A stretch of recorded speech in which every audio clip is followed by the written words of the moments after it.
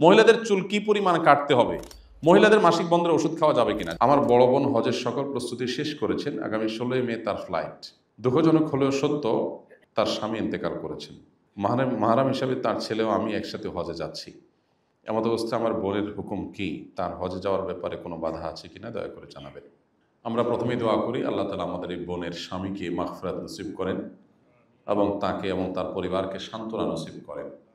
যদি কোনো নারী হজের টাকা পয়সা জমা দিয়েছেন, সকল প্রস্তুতি সম্পন্ন করেছেন, এর মধ্যে তার স্বামী মারা যায়, তাহলে একদিকে তার হজ করার তাগাদা, অপরদিকে স্বামীর মৃত্যুতে একজন মুসলিম নারী হিসাবে তার 4 মাস 10 দিন নিজস্ব আঙ্গিনা নিজস্ব বাসায় থেকে ইদ্যত পালন করার বিধানটাও তার জন্য আবশ্যক।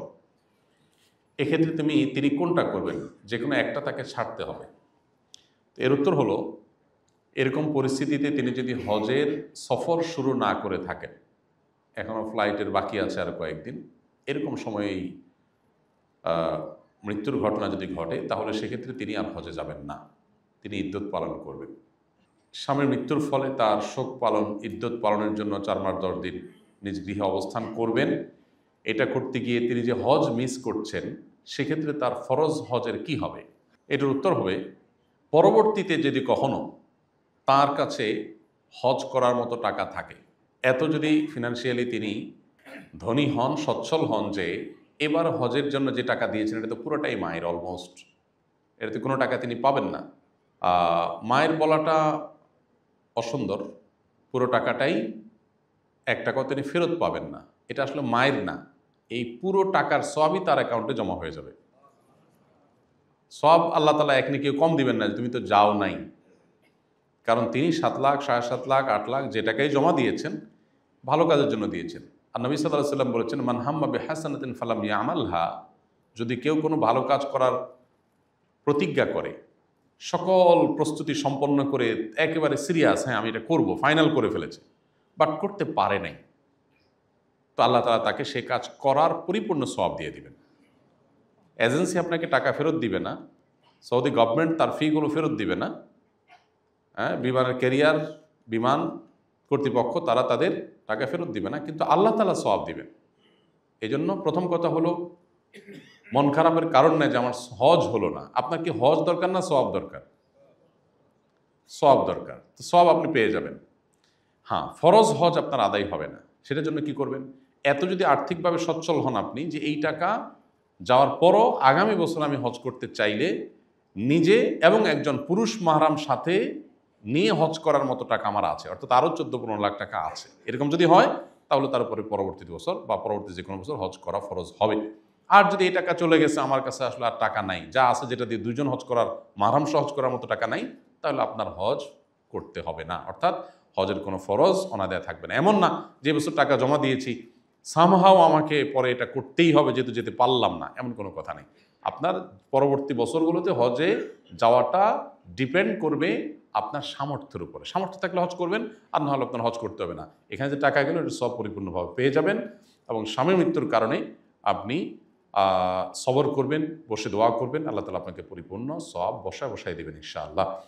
আর পাশাপাশি আরেকটা কথা, প্রাসঙ্গিক মাসআলা বলে রাখি, কেউ যদি হজের সফরে গেছেন, এরপরে স্বামী মারা যায়, সফরে আছেন, তখন মারা গেলে তখন কি করবেন? তো তার মাসআলার উত্তর হলো যে তিনি যদি হজের সফরে বেশিরভাগ সফর যেয়ে থাকেন, তাহলে তিনি হজ কন্টিনিউ করে শেষ করে আসে ইদ্যত পালন করবেন। আর যদি মাত্র রওনা দিয়েছেন, এখনও ফ্লাই করেন নাই এখনও, তাহলে সেক্ষেত্রে তিনি ব্যাক করবেন, করে ইদ্যত পালন করবেন। আর যদি হজের সফরে পৌঁছে গেছেন তারপরে হয়, একই কথা প্রযোজ্য, সফর শেষ করে যত দ্রুত সম্ভব তিনি নিজ জায়গায় এসে ইদ্যত পালন করবেন। মহিলাদের মাসিক বন্ধের ওষুধ খাওয়া যাবে কিনা? যাবে, যদি বড় কোনো সাইড এফেক্ট না থাকে এটা ব্যবহার করে যেতে পারেন। হজের সময় মাসিক থাকলে বিধান কি? হজে মাসিকরত অবস্থায় হজ করতে পারবে, হজের যে মেইন কাজ সব করতে পারবে, শুধুমাত্র তওয়াফটা করতে পারবে না। তো তওয়াফ সাই এটা আটকে রাখবে, মাসিক যেদিন ভালো হবে সেদিন তওয়াফ সাই করবে, দ্যাটস না। বিদায় তওয়াফের সময় মাসিক থাকলে বিধান কি? ওই যে বললাম, বিধান হলো মাফ। বিদায় তওয়াফ সময় মাসিক থাকলে কাফেলা চলে যাবে, বাস ছেড়ে যাবে, মহিলা মাসিক আছে তাহলে তার বিদায় তওয়াফও করতে হবে না, আবার দমও দিতে হবে না। মহিলাদের চুল কি পরিমাণ কাটতে হবে এটা দেখিয়ে দিলে ভালো হতো। 1 ইঞ্চি, আঙুলের একটা কর পরিমাণ, বাস এটুকু কাটলে হয়ে যাবে। আমি এবং আমার মা হজের ফ্লাইট 29/5/2025, একই দিন আমারও ফ্লাইট ইনশাআল্লাহ। আমাদের জন্য হজে তামাত্তু অথবা হজে কেরান কোনটা উপযুক্ত হবে সময় বিবেচনা করে? 29শে মে মানে হলো হজের বোধহয় মূল হজ শুরু হওয়ার 4-5 দিন আগে, সম্ভবত 5-6 দিন আগে। তো 5-6 দিন আগে হলে আপনি যদি হজে কেরান করতে পারেন, আপনার জন্য কেরান উপযুক্ত। ওমরা করে 5-6 দিন আপনি এহরামরত থাকবেন।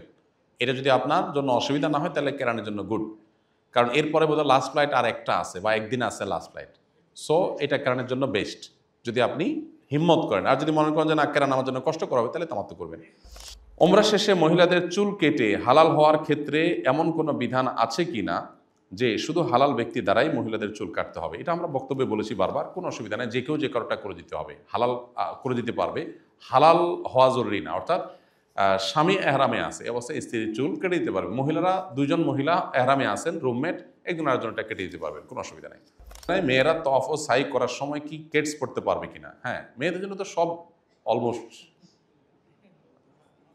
লিগাল, তাদের জন্য সব, তারা সবই করতে পারবে। সব যত বিধিনিষেধ বেশিরভাগ তো আমাদের জন্য, আমরা যারা পুরুষ হয়ে জন্মেছি আমাদের জন্য। মেয়েরা পড়তে পারবে, কোনো অসুবিধা নেই, কেটস পড়তে পারবে। মেয়েরা এহরাম পরার জন্য নিয়তের আগে কি সুগন্ধি ব্যবহার করতে পারবে? না, মেয়েদের জন্য তো এমনিতেই সুগন্ধি ব্যবহার করার ব্যাপারে নিরুৎসাহিত করা আছে শরীয়তে, যে তারা বাইরে যাবে পরপুরুষ, তাদের শরীরে সুগন্ধ আসবে, এটা তাদের প্রাইভেসির খেলাফ হবে, এটা তারা করবেন না। এহরামের কাপড় সুগন্ধিযুক্ত গুঁড়া সাবান দিয়ে ধোয়া যাবে কিনা?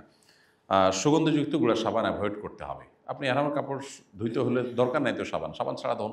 হ্যাঁ, আপনি যদি ওমরা করছেন, এখন হালাল হয়ে গেছেন, এখন তো আপনি সুগন্ধিযুক্ত সাবান দিয়ে ধুইতেই পারেন, কিন্তু এহরাম রত অবস্থায় হলে শুধু ওইটাকে চিপ দিয়ে ধুয়ে ফেলবেন। হজে যাওয়ার আগে সাধারণত কোনো ঋণ থাকলে শোধ করে যেতে বলা হয়, কিন্তু জীবনে বিভিন্ন সময় বান্দার হক নষ্ট করা হয়েছে, কেউ মারা গিয়েছে, কারোর সাথে যোগাযোগ নাই, এই ঋণ কিভাবে শোধ করব? আনুমানিক একটা ফিগার বের করবেন যে কত টাকা হতে পারে, সব মিলিয়ে সে টাকা কোনো গরিব দুঃখীকে দান করে দিবেন, যে মালিক খুঁজে পাওয়া সম্ভব না, তাদের তরফ থেকে আমি দান করলাম, আল্লাহ তুমি তাদের অ্যাকাউন্টে দিয়ে দিও। এটাতে ইনশাআল্লাহ আপনি দায়মুক্ত হতে পারবেন। আস সুন্নাহ ফাউন্ডেশন, উম্মার স্বার্থে সুন্নাহর সাথে।